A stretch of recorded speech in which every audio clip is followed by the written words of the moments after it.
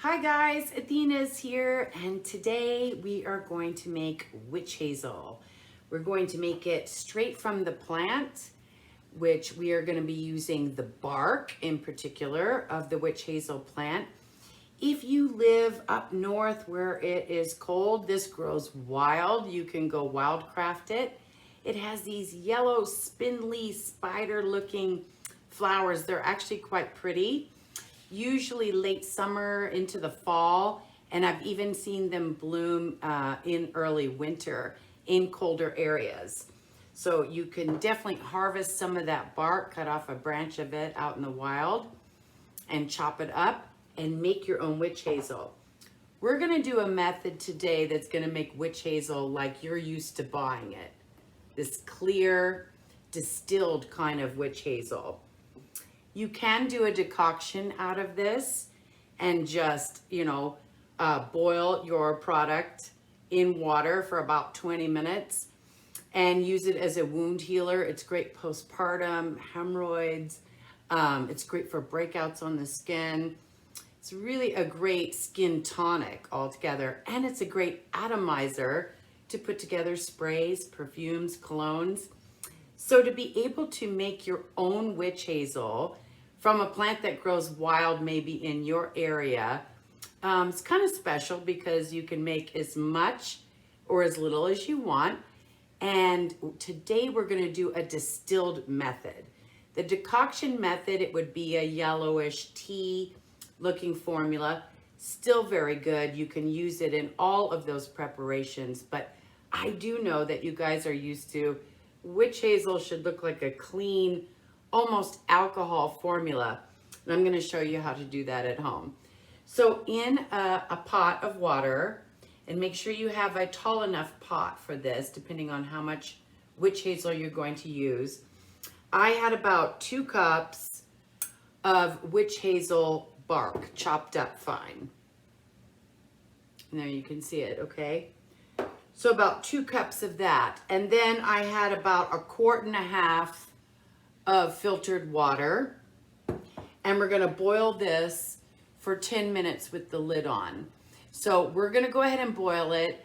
I'm gonna come back after the 10 minutes because then there's some other really cool steps that we're gonna do for distillation, which, by the way, if you're into essential oils, you might wanna pay attention to this because it is a way to extract essential oils and not just a tincture or an extraction.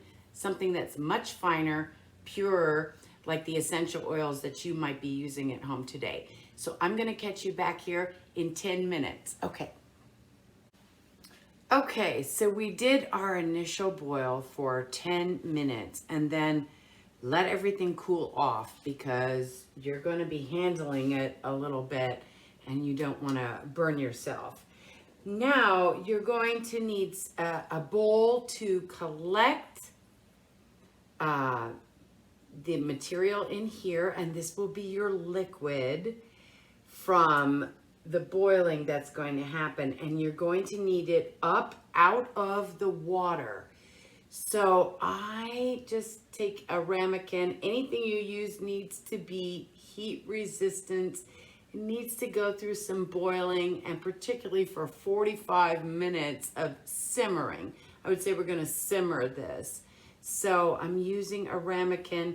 I've also seen people use, guess what? I mean rocks, like river rocks out of the yard, because all we need to do is lift this bowl up. I'm going to show you what I mean. So we broke the bonds with 10 minutes worth of kind of a good boil. It didn't need to be a hard rolling boil, but a boil. So we broke the bonds because we're dealing with a hard bark kind of material here. So I'm gonna drop this down into here because then I'm going to set my bowl on top of it.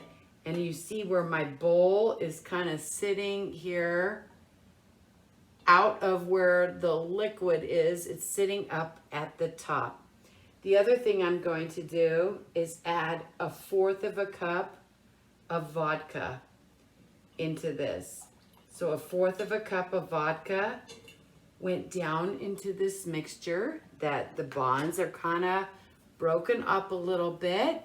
They're ready to release their oils. And that's what we're going to capture. We're doing kind of a distilling kind of method. So this bowl is sitting here on top of that ramekin. If I didn't have a ramekin, rocks out of my yard, I just want to lift it up out of the water.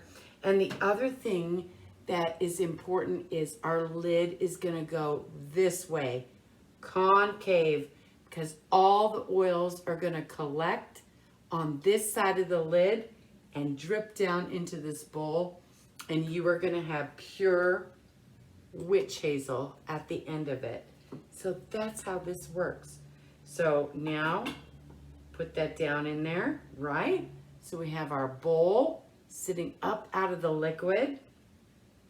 We put in about 1/4 cup of vodka for this size mixture. Although even for a larger mixture, you don't need that much vodka. 1/2 cup would be maybe the most, even with a bigger stock pot that you might decide to use.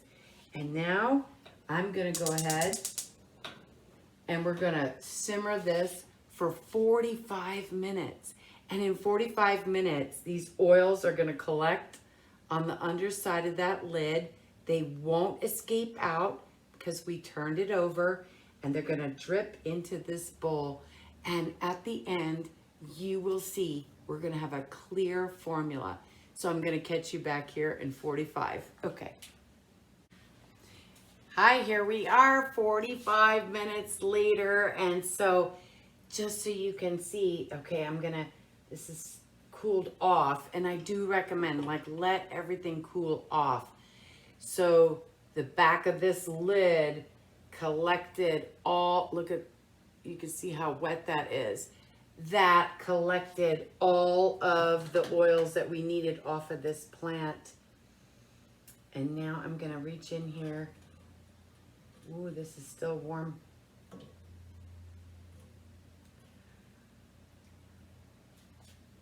And what I have in here is witch hazel. So I'm gonna pour this in a container. Pretty clear too, pretty clear. So now, pure witch hazel. So I want you to keep in mind that you can use this distilled method with citrus and different plants too. But for witch hazel, if you want a pure, clear, like the kind you would buy in the store, this is the best method. It's kind of a distillery method. You could also probably make your own vodka and different things with this method. We might go over that because then you can even make your own solvents. But this, oh my gosh, you can use this for so many things. And I do like this plant, like I said, for postpartum, hemorrhoids and wound healing, breakouts on the skin. It's a great skin tonic. It's a great atomizer to make a cologne.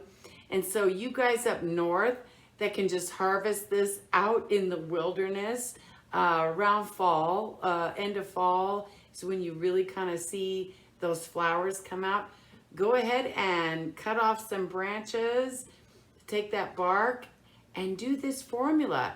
You did this, you did this. You made your own witch hazel, like store quality, if not better, full-bodied. And I love you. I hope this was helpful. Write to me. Let me know if there is something else that you want me to show you how to do. Follow me on Instagram at Athena's Body. And check out my workbook, The Medicine Chest by Michelle Day Harper. And so I will see you next time. Bye-bye, guys.